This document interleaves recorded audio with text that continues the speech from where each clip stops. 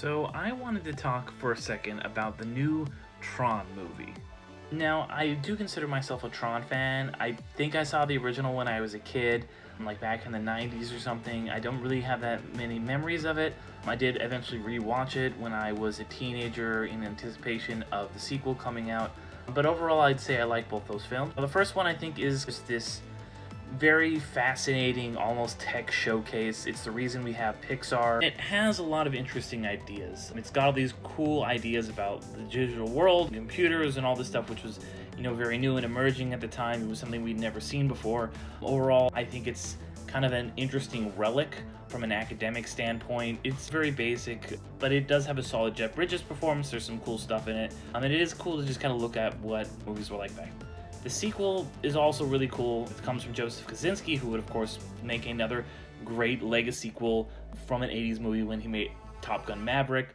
And this one, it takes a big swing. It goes a lot more philosophical than the first one. Jeff Bridges is really dialing it in here. There's some very cool stuff about the nature of being human and genocide and all that stuff that is in there. It doesn't always land, but I think it's really cool. And it is honestly still, even to this day, de-aging aside, one of the best looking movies ever made. And then, of course, we get the TRON Ares, which initially there was going to be a more direct sequel to Tron Legacy, but because of Tomorrowland underperforming at the box office, Disney acquiring Marvel and Star Wars, there was them not really needing to work on that Tron IP anymore.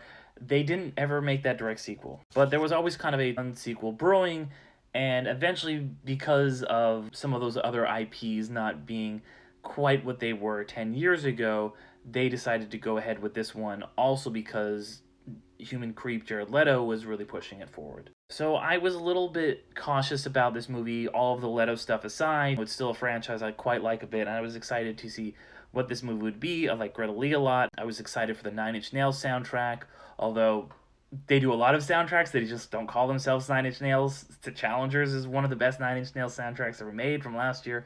But that aside, I was still excited to check it out. I went to a Dolby theater, which I figured was the best possible way because of the sound, and the visuals would be top-notch. But unfortunately, this movie was kind of a big letdown for me. While there was some pretty cool visuals, a great soundtrack, didn't live up to the Daft Punk soundtrack, but next best thing. Overall, the story was bland, uninteresting. It touches on stuff like AI, but it doesn't really feel like it has anything to say in that. I really did not care about the whole he wants to be a real boy Pinocchio thing. That was very just rote and uninteresting. I was pretty bummed. And even when it came to the visuals, the strongest thing in this series, it always has been, I was really let down. There was a lot of big hype, a big push that this was Tron coming to the real world, or not Tron, because, spoiler, Tron is not even in this movie. Bruce Boxleitner does not appear at all. But the digital world kind of comes to our real world, which just basically means that they save a bunch of money because they're putting a few digital effects in the Vancouver skyline instead of creating a completely digital world. Overall, the plot is kind of meandering, it's messy. I think it really should have been more Greta Lee's movie, but because Leto was a producer on this, he was one of the people pushing it forward.